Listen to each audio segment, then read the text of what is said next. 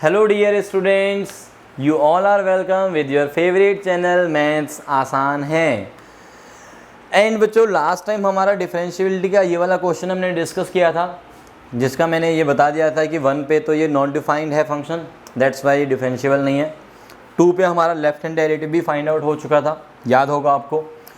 और मैंने आपको बोला था कि राइट हैंड डेरिवेटिव का जो आंसर है आपको करना है, तो काफ़ी बच्चों ने कर दिया है ऑब्वियसली, बट कुछ बच्चे जो हैं नहीं कर पाए हैं आंसर, मे बी उन्होंने अभी उस वीडियो तक पहुँचे नहीं है या वट एवर भी द रीज़न।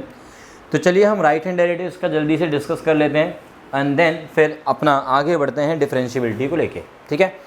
तो राइट हैंड डेरिवेटिव क्या आएगा देखते हैं। राइट हैंड डेरिवेटिव ऑब्वियसली किस पॉइंट पे हम बात कर रहे हैं, एट एक्स इक्वल्स टू 2 पे, which is F dash 2 plus equals to limit x tends to 2 plus F x minus में एफ ऑफ 2 अपॉन में एक्स माइनस 2। अच्छा, X tends to 2 plus F x की वैल्यू क्या है जब x 2 से बड़ा है। जब x 2 से बड़ा है तो एफ एक्स की वैल्यू है आपके पास 3x plus 4 minus F of 2 तो हमने निकाल ही रखा, देखो ये रहा, लास्ट क्लास में मैंने बताया था यहीं से निकालना है ना, एट एक्स इक्वल्स टू 2 पे वैल्यू निकाल लो यहाँ से, तो वो आनी है 10 अपॉन में है x माइनस 2। अब आप चाहो तो x को 2 प्लस एच में कन्वर्ट कर लो, या फिर पहले यहाँ पे जितना भी सिंप्लीफाई कर सकते हो आप सिंप्लीफाई कर सकते हो, कोई दिक्कत नहीं है।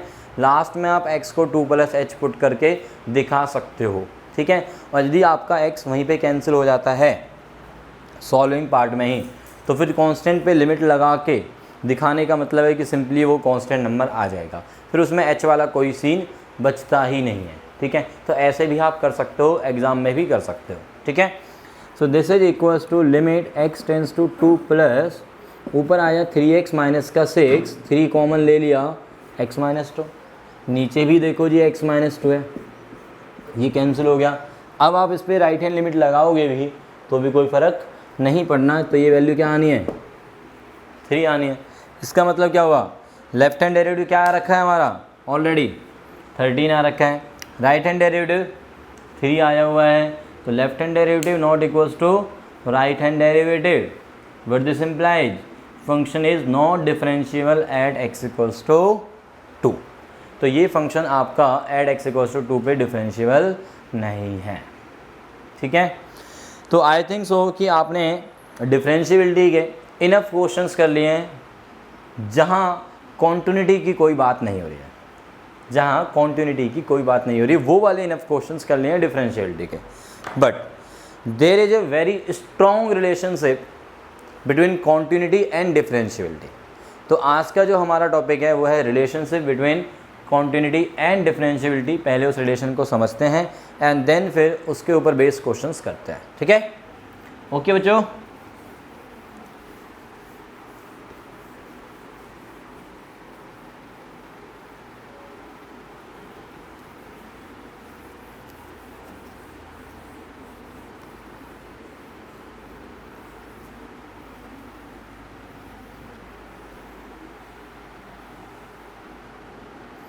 हाँ जी।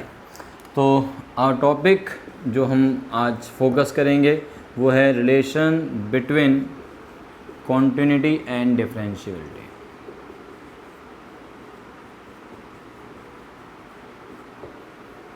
कॉन्टिन्यूटी एंड डिफरेंशिएबिलिटी के बीच में रिलेशनशिप क्या है, तो वो कहता है कि a function which is differentiable at some point c then it must be continuous, मतलब ये कि अ फंक्शन, मैं लिखे देता हूँ, अ फंक्शन एफ एक्स सही जी, which is differentiable at X equals to C must be continuous at X equals to C. और इन शॉर्ट में ऐसे बोल देता हूँ कि डिफरेंशिएबिलिटी इम्प्लाइज कॉन्टिन्यूटी। यदि फंक्शन डिफरेंशिएबल है तो वो कॉन्टिन्यूस भी होगा। इस बात को हम एक बारी प्रूव करके देख लेते हैं। आई थिंक सो कि इस बात को प्रूव कर लेना चाहिए, नहीं तो बच्चों के माइंड में रह जाएगा कि सर मतलब कैसे होता है ये, है ना। तो देख लेते हैं। देखो यदि फंक्शन डिफरेंशिएबल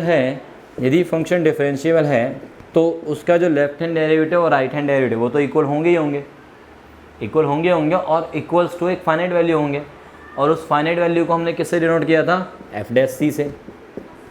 एफ डैश सी किसके इक्वल होगा, limit x tends to C F x minus में एफ ऑफ सी अपॉन में एक्स माइनस सी। ओके, और लिमिट का जो फंडामेंटल रूल्स हैं, जो बेसिक बातें हैं लिमिट्स की, उसमें हम ये कहते हैं कि यदि आपके पास limit x tends to C F X by G X हो तो इसको हम लिख सकते हैं limit x tends to C F X upon में limit x tends to C G X. Separate कर सकते हैं, तो मैंने ऐसे ही यहाँ पे सेपरेट कर लिया इसको, F dash C is equals to limit x tends to C F x minus में एफ ऑफ सी अपॉन में limit x tends to C X minus C. इसको मैं लेफ़्ट में ले आता हूँ जी, इसको मैं लेफ़्ट में ले आता हूँ।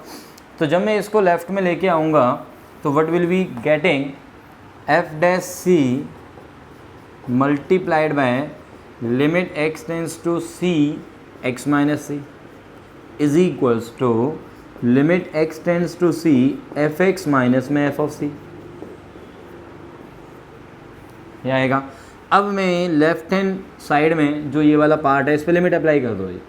जब इस पर लिमिट अप्लाई करेंगे एक्स टेंस टू सी तो ये क्या बन जाएगा, इसकी लिमिटिंग वैल्यू 0, और 0 multiplied by a finite value. कैसे वैल्यू है ये, फाइनाइट, तो 0 मल्टीप्लाइड बाय फाइनाइट वैल्यू, तो वो क्या बन जाएगा 0, 0 इंटू समथिंग 0। अब इधर क्या बचा, limit x tends to C F x minus में एफ ऑफ सी। या अब ये मैं बोल रहा कि सर इस पे भी लिमिट लगाने पे 0 आ जाएगा, प्लीज़ अब हम ठहर जाते हैं, देखते हैं क्या होता है। एफ ऑफ सी का मतलब क्या होता है, एफ ऑफ सी का मतलब है कि जो आपका फंक्शन है उसमें आपने एक्स को सी डाल दिया। जैसे कि डिफरेंशिएबिलिटी वाले क्वेश्चंस में हमने कई क्वेश्चंस में डाला था, आज भी हमने एक क्वेश्चन किया था, वो राइट हैंड डेरिवेटिव जो हमने फाइंड आउट किया था, उसमें जब हम एक्स को 2 डाल रहे थे तो वैल्यू दे रहा था फंक्शन 10, ठीक है। तो जब हम एक्स को कुछ वैल्यू डालेंगे सी तो जो फंक्शन की वैल्यू आएगी वो क्या आएगी, एक कॉन्स्टेंट नंबर। तो एफ ऑफ सी क्या है, एक कॉन्स्टेंट वैल्यू तो है। यदि आपने एक्स को सी में रिप्लेस कर दिया तो वेरिएबल तो कुछ बचा ही नहीं ना आपके पास, तो ये कैसी टर्म है आपकी, एक कांस्टेंट टर्म है। कैसी टर्म है ये आपकी, एक कांस्टेंट टर्म है। और कांस्टेंट टर्म के ऊपर यदि आप लिमिट लगा रहे हो तो वो तो सेम ही रहेगा। तो इसका मतलब ये हुआ कि इसको मैं ऐसे लिख सकता हूँ कि लिमिट इसके ऊपर अप्लाई करो एज इट इज, मतलब ऐसे ही लिखा रहने दो, माइनस में इसके ऊपर तो लिमिट का कोई असर पड़ना नहीं है, तो ये एफ ऑफ सी, इस माइनस एफ ऑफ सी को इधर ले आओ, तो इसका मतलब क्या बन जाएगा, F of C is equals to limit x tends to C F X. Are you getting, ये रिजल्ट आया निकल के। अब इसका कॉन्टिन्यूटी से कोई लिंक है क्या, कॉन्टिन्यूटी की डेफिनेशन याद करो, चलो आओ। कॉन्टिन्यूटी की डेफिनेशन क्या थी, a function F x is said to be continuous at X equals to C if left hand limit is equals to right hand limit is equals to function की value at C. Function की value at C तो यही है, और जब left hand limit और right hand limit at X equals to C पे देखेंगे आप, सीधा एफ एक्स में लेते हैं, वहाँ पे एफ एक्स पे लिमिट लगाते हैं, limit x tends to C negative और सी पॉजिटिव। जब वो दोनों इक्वल होते हैं तो वो दोनों इक्वल जब होते हैं तो हम बोलते हैं कि लिमिट एग्जिस्ट करती है, and equals to limit x tends to C F X.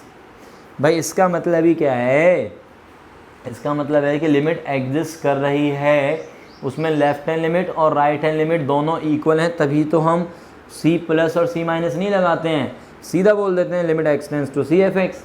इसका मतलब है कि लिमिट एग्जिस्ट कर रही है फंक्शन की, किस पॉइंट पे, सी पॉइंट पे, यानी कि लेफ्ट हैंड लिमिट और राइट हैंड लिमिट इक्वल हैं, इसका मतलब है सिर्फ। और वो जो वैल्यूज आएंगी लेफ्ट हैंड लिमिट की और राइट हैंड लिमिट की, दोनों ही वैल्यूज किसके इक्वल हैं, एफ ऑफ सी के इक्वल है। और ये हमें क्या देता है कि function is continuous, this implies F is continuous at X equals to C.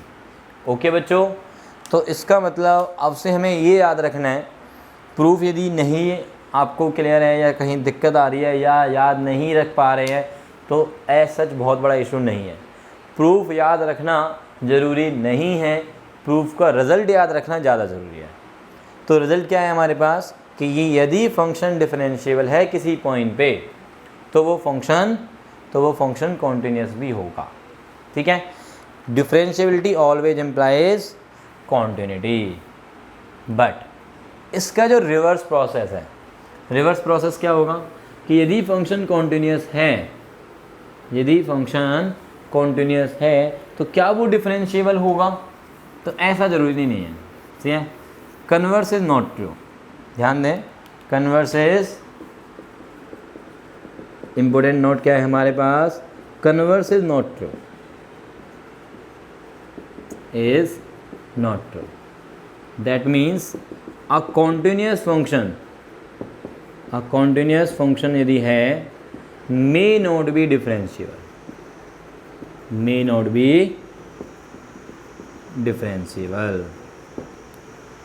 Example देखते हैं, ऐसा कौन सा एग्जाम्पल है। एक एग्जाम्पल ले लेते हैं, F x is equals to mod of X at x equals to 0। ठीक है, एड एक्स इक्वल्स टू 0 पे इसकी कॉन्टिन्यूटी देखो मैंने ग्राफ बताया था पिछली क्लास में इसका, तो इसका ग्राफ कैसा बनता है, वी शेप, ऐसा कुछ बनेगा। तो इसकी कॉन्टिन्यूटी कहीं भी ब्रेक नहीं हो रही है, बट डिफरेंशिएबिलिटी 0 पे ब्रेक हो रही है।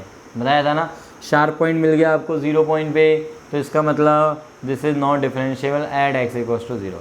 अब ये रही बात इसकी डेफिनेशन की, आप इसकी डेफिनेशन लिखेंगे x माइनस में x पॉजिटिव और x नेगेटिव, और इक्वलिटी आप कहीं भी लगाओगे, दोनों जगह भी लगाओगे तो भी चलता है इसमें। ठीक है, तो ये इसकी डेफिनेशन है। इसके बेसिस पे आप इसकी left hand limit right hand limit निकालो। तो लेफ्ट हैंड लिमिट 0 पे,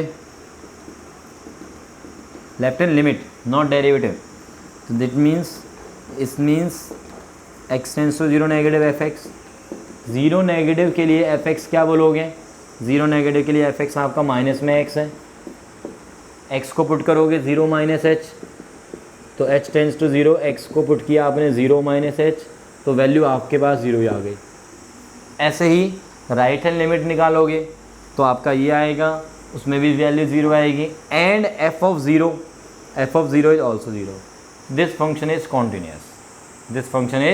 कॉन्टिन्यूस, ग्राफ से भी दिख रहा है, और वैसे भी हमें पता है मॉडुलस फंक्शन, यहाँ से भी हम देखेंगे डेफिनेशन से, इससे सॉरी मतलब जो मैथमेटिकल हमारा तरीका होता है कॉन्टिन्यूटी का डेफिनेशन वाला, उससे देखोगे तो भी कंटिन्यूस, ग्राफ से देख रहे हो तो भी कंटिन्यूस, बट ये फंक्शन डिफरेंशिएबल नहीं है, और ये हम डिस्कस कर चुके हैं यार। ठीक है, तो मेन जो बात है मेरी वो ये कि differentiability always implies continuity, but a function which is continuous may not be differentiable. सोच के बताओ मुझे कि यदि मैं कह देता हूँ कि फंक्शन कॉन्टिन्यूस भी नहीं है, फंक्शन यदि कॉन्टिन्यूस नहीं है, तो क्या आप कह पाओगे कुछ डिफरेंशिएबिलिटी के बारे में? यदि फंक्शन कॉन्टिन्यूस नहीं है तो can we say anything about differentiability? तो आंसर इज यस, हम कह सकते हैं। क्या कह सकते हैं, सुनो आप, फंक्शन नॉट कॉन्टिन्यूस है, दिया हुआ है, फंक्शन नॉट कॉन्टिन्यूस दिया हुआ है, गिवन। अब देखो, सपोज कर लेता हूँ लेट इफ पॉसिबल कि फंक्शन डिफरेंशिएबल है, obviously at the same point, जिस पॉइंट पे ये है उस पॉइंट पे हम बात कर रहे हैं। ठीक है, वो कंसीडर करके चलना आप। तो लेट इट पॉसिबल कि फंक्शन डिफरेंशिएबल है, देन यदि फंक्शन डिफरेंशिएबल है तो फंक्शन तो कॉन्टिन्यूस होगा, ये तो हमने प्रूव कर लिया है। Then F X must be continuous, क्यों? Because of we have proved this, result है, डिफरेंशिएबिलिटी ऑलवेज इम्प्लाइज कॉन्टिन्यूटी। तो ये क्या आ गया, यदि हम पॉसिबल मानते हैं कि फंक्शन डिफरेंशिएबल है तो फंक्शन कॉन्टिन्यूस होगा, और फंक्शन कॉन्टिन्यूस है तो हम कहाँ पे आ गए, कॉन्ट्रडिक्शन, इम्प्लाइज कॉन्ट्रडिक्शन, क्योंकि हमें तो दिया हुआ था कि फंक्शन कॉन्टिन्यूस नहीं है, इसका मतलब हमारी अजम्पशन गलत है, our assumption wrong, our assumption is wrong. और हमारी अजम्पशन क्या थी कि फंक्शन इज डिफरेंशिएबल, ये हमारी अजम्पशन गलत है, तो इसका मतलब क्या हुआ कि फंक्शन इज नॉट डिफरेंशिएबल। तो यदि फंक्शन हमारा कॉन्टिन्यूस नहीं है तो डायरेक्टली आप कह सकते हैं कि फंक्शन डिफरेंशिएबल तो नहीं हो सकता, ठीक है। यदि कॉन्टिन्यूस है तो फिर कुछ नहीं कहा जा सकता, दैट मे बी डिफरेंशिएबल और दैट मे नॉट बी लिखते हो या मे बी लिखते हो तो उसमें दोनों बातें आ जाती हैं अपने आप ही, ठीक है। बात समझ में आ गई? ओके बच्चों, तो नाउ अब हम आते हैं जो हमारा एक क्वेश्चन छूटा हुआ था 5.2 में, 5.2 में एक क्वेश्चन छूटा हुआ था ना हमारा, क्वेश्चन नंबर 10। अब उस पर आते हैं, और उससे पहले मैं शॉर्ट में ये जो मैंने अभी लिखा है सारा प्रूफ बताया है, इसको मैं बिल्कुल शॉर्ट में लिख देता हूँ आपको कि फंक्शन यदि डिफरेंशिएबल है तो वो इम्प्लाइज करेगा कि वो फंक्शन कॉन्टिन्यूस भी होगा। यदि फंक्शन को डिफरेंशिएबल है तो, ठीक है। यदि फंक्शन कॉन्टिन्यूस है तो इट मे और मे नॉट बी, तो उसके लिए हम लिखेंगे not implies differentiability, not implies differentiability. बात समझ में आ गई है? ठीक है, क्योंकि वो फंक्शन डिफरेंशिएबल हो भी सकता है और नहीं भी, ठीक है। नॉट यदि कॉन्टिन्यूस है, फंक्शन यदि कॉन्टिन्यूस ही नहीं है तो वो जरूर इम्प्लाइज करेगा कि वो फंक्शन डिफरेंशिएबल भी नहीं होगा। और यदि फंक्शन डिफरेंशिएबल नहीं है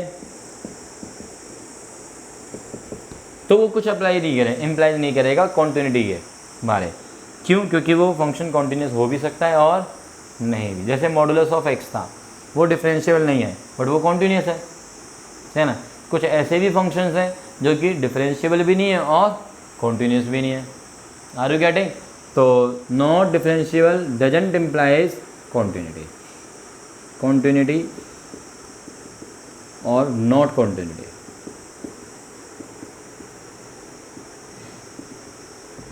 मतलब वो कुछ इम्प्लाइज नहीं करेगा, वो कॉन्टिन्यूस हो भी सकता है और नहीं भी, यदि फंक्शन डिफरेंशिएबल नहीं है तो, ठीक है।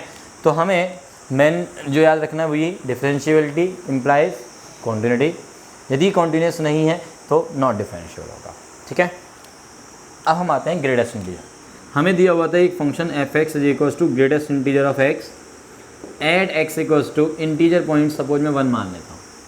कुछ इंटीजर पॉइंट दिए हुए हैं, मे बी शायद 1 दिया हुआ है, कुछ मुझे एग्जैक्टली याद नहीं है कि एनसीईआरटी में क्या दिया हुआ है, देखना पड़ेगा। बट मान के चल लेता हूँ मैं कि कोई भी इंटीजर पॉइंट 1 2 3 कुछ भी नंबर दिया हुआ हो तो सबके लिए सेम प्रोसीजर रहेगा 1 2 3 वाले नंबर्स के लिए, ठीक है। तो एड एक्स इक्वल्स टू 1 पे मुझे चेक करना है, तो पहले मैं इसकी ना कॉन्टिन्यूटी चेक करूँगा। इस फंक्शन के लिए मैं डिफरेंशिएबिलिटी ना चेक करके मैं इसकी कॉन्टिन्यूटी चेक करूँगा, और मान लो कि ये फंक्शन नॉट कॉन्टिन्यूस आ जाता है तो मैं कह सकता हूँ कि ये फंक्शन डिफरेंशिएबल भी नहीं होगा, ठीक है। तो continuity, let us check continuity at x equals to 1, और कॉन्टिन्यूटी चेक करना आपको आता है जो कि ज़्यादा आसान है इन कंपैरिजन विद डिफरेंशिएबिलिटी, ठीक है। तो कॉन्टिन्यूटी कैसे चेक करेंगे जी? Limit x tends to 1 negative F x, 1 negative F X का मतलब है ग्रेटेस्ट इंटीजर ऑफ एक्स। इसमें आप वैल्यू डालोगे h टेंस टू 0 1 माइनस का h। अब इसका मीनिंग क्या होता है याद करो, 1 माइनस h का मतलब है 1 से थोड़ा सा ज़रा सा छोटा, और 1 से ज़रा से छोटे का ग्रेटेस्ट इंटीजर लोगे, इनकी 0.999 समथिंग का ग्रेटेस्ट इंटीजर भी लोगे तो भी वैल्यू आपको क्या मिलेगी? 0। राइट हैंड, ये तो हो गया लेफ्ट हैंड लिमिट। अब right hand limit, right hand limit के केस में limit x tends to 1 plus F x, 1 plus पे एफ एक्स की वैल्यू क्या है जी? एफ एक्स की value greatest integer of x की है, और इसमें h टेंस टू 0, 1 प्लस में h डालोगे तो क्या आएगा। अब इसका मतलब है अंदर जो वैल्यू है वो 1 से जरा सी बड़ी है, यानी कि 1 पॉइंट समथिंग है, 1.0001। काफ़ी आप ग्रेटेस्ट इंटीजर करते हो तो वैल्यू क्या आएगी, बोलो 1। इसका मतलब लेफ्ट हैंड लिमिट और राइट हैंड लिमिट इक्वल नहीं है। इसका मतलब f कॉन्टिन्यूस नहीं है एट x इक्वल्स टू किस पॉइंट पे, 1 पे। और 1 के अलावा यदि वो 2, 3, 4 बोलता है तो भी नहीं होगा। यदि मान लो कि वो 1 मिनट के लिए मैं 2 मान लेता हूँ तो 2 पे क्या होगा, 2 माइनस एच, 2 माइनस एच के केस में 2 से कुछ कम वैल्यू यानी कि 1 पॉइंट समथिंग का ग्रेटेस्ट इंटीजर यहाँ पे आ जाएगा 1, और राइट हैंड लिमिट में आ जाएगा 2 प्लस एच यानी कि 2 से ज़रा सा बड़ा यानी कि यहाँ पे आ जाएगा 2। तो भी लेफ्ट हैंड लिमिट और राइट हैंड लिमिट इक्वल नहीं होंगे। सिमिलरली फॉर 3, 4, 5 यानी कि किसी भी इंटीजर पॉइंट के लिए मैं बात करूँगा, और ये मैंने पहले भी डिस्कस किया हुआ है कॉन्टिन्यूटी के अंदर कि जो ग्रेटेस्ट इंटीजर फंक्शन होता है बेटा that is not continuous at every integral points. जितने भी इंटीजर वाले पॉइंट्स होते हैं 1, 2, 3, 0, नेगेटिव, -1, -2 ये सब, इन सभी पे ग्रेटेस्ट इंटीजर फंक्शन कॉन्टिन्यूस नहीं होता। इसका ग्राफ इन सभी पॉइंट्स पे ब्रेक हो जाता है। यदि आपको ग्राफिकल नॉलेज चाहिए ग्रेटेस्ट इंटीजर की तो क्लास 11th की प्लेलिस्ट रिलेशनल फंक्शंस में जाके आप देख सकते हैं, ठीक है। तो चलिए अब हम आते हैं कि f(x) is not continuous at x equals to 1। This must implies not continuous implies not differentiable. तो implies f(x) is not differentiable at x equals to 1। Okay बच्चों, तो ये हो गया आपका एनसीईआरटी वाला क्वेश्चन। तो एनसीईआरटी से हम फिनिश हो चुके हैं पूरी तरह से, हमने कर लिया है लेफ्ट हैंड मतलब डिफरेंशिएबिलिटी, कॉन्टिन्यूटी, पूरा चैप्टर आपका कंप्लीट है। जिस कुछ बच्चे बोल रहे हैं कि सर वो रोल्स थ्योरम और LMBT है ना वो नहीं हुए हैं। यस आई नो कि वो नहीं हुए हैं, और वो एक्चुअल में बेटा एप्लीकेशन ऑफ डेरिवेटिव्स जो आपका नया चैप्टर है, चैप्टर नंबर 6, ठीक है, उस चैप्टर का पार्ट है, उस चैप्टर का पार्ट है वो एक्चुअल में ठीक है वो, जबकि यहाँ पे 5th चैप्टर में दिया हुआ है। तो we will discuss LMBT and Rolle's theorem after or you can see in AOD application of derivative, chapter 6 के अंदर हम उसको डिस्कस करेंगे, ठीक है। तो चलिए अभी मैं इसको रब कर देता हूँ, और ये जो रिजल्ट है इनको आपने याद रखना है, ठीक है, स्पेशली पहला और ये जो तीसरा है इम्प्लाइज वाले जो है।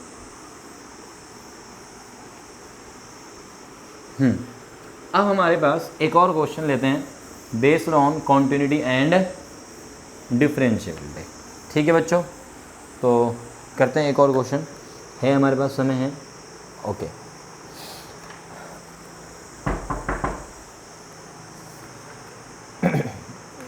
एक क्वेश्चन मेरे जहन में है जो कि CBSE 2016 में आया हुआ है। यस ग्रेट, CBSE 2016 में आया हुआ है बेटा ये question.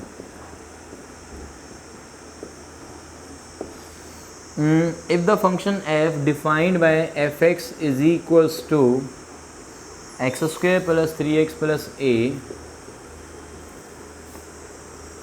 bx plus 2, I think हमारे पास इनफ टाइम है। ओके तो चलिए इसको जल्दी से करते हैं, थोड़ा कम ही टाइम है अपने पास। Less than equals to 1 greater than 1। If the function is differentiable, बोला हुआ है कि this is differentiable, then find A and B. Find A, देखो बेटा जब भी फंक्शन डिफरेंशिएबल गिवन हो तो आप ये बोल ही सकते हैं कि sir differentiability always implies continuity, तो ये फंक्शन कॉन्टिन्यूस भी होगा। और किसी पॉइंट पे मेंशन नहीं किया, बोला हुआ है कि फंक्शन डिफरेंशियल मतलब हर पॉइंट पे डिफरेंशिएबल है। और फंक्शन की डेफिनेशन कहाँ चेंज हो रही है, सिर्फ 1 पे। तो इसका मतलब कॉन्टिन्यूटी का भी हम बात करते थे पॉसिबल पॉइंट्स ऑफ डिसकॉन्टिन्यूटी, तो वो जहाँ पे डेफिनेशन चेंज होती है। ऐसे ही डिफरेंशिएबिलिटी भी in general possible points of non differentiability वही होते हैं जहाँ पे फंक्शन की डेफिनेशन चेंज होती है, ठीक है। तो फंक्शन की डेफिनेशन 1 पे चेंज हो रही है तो हम मेनली 1 पे डिस्कस करेंगे।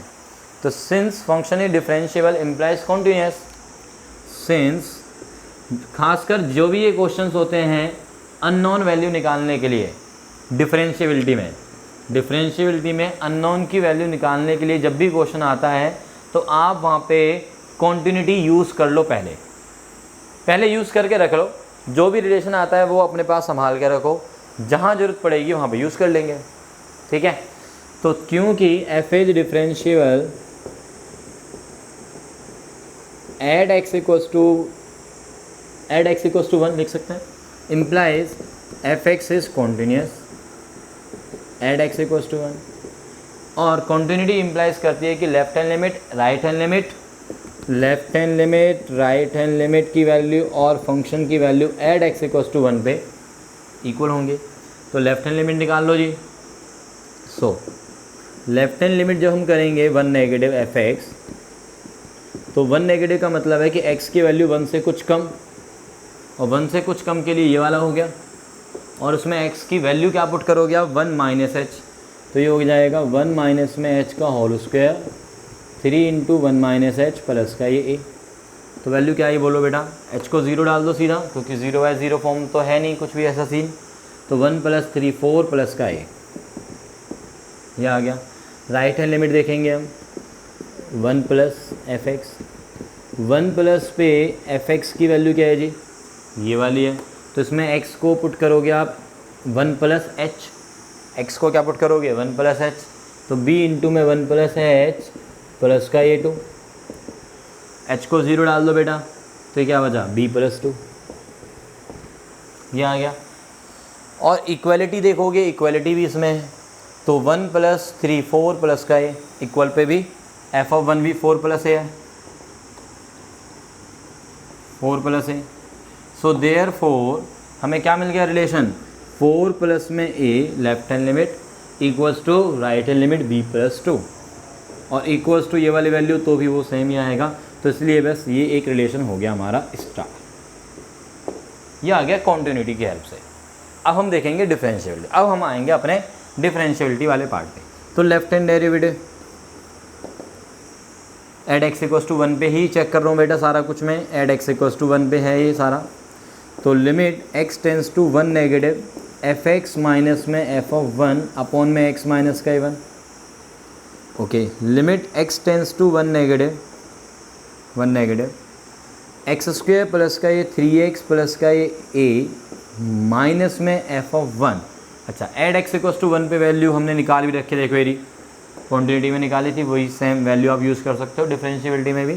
f(1) इज़ 4 प्लस का ये, ओके बच्चों। अपॉन में क्या आया हमारा पास x माइनस का 1, ओके है, सिंपल है यहाँ तक डेफिनेशन। f(x) माइनस में f(1) अपॉन में x माइनस 1, ओके। अब 1a से तो चला गया, ऊपर सारा कुछ x वाला बचा, x² प्लस 3x माइनस का 4। फैक्टर्स करने आते हैं ये सभी को, तो आई थिंक फैक्टर्स करोगे आप तो ये आएगा x + 4 x माइनस का 1, x माइनस 1 की दुनिया x माइनस 1 से चली गई। लिमिट अब आप डायरेक्टली पुट करोगे, या एक काम करो h की फॉर्म में ही डाल दो यार आप, तो x की वैल्यू 1 माइनस में h प्लस का ये 4, h को 0 डालोगे तो क्या आ जाएगा 5।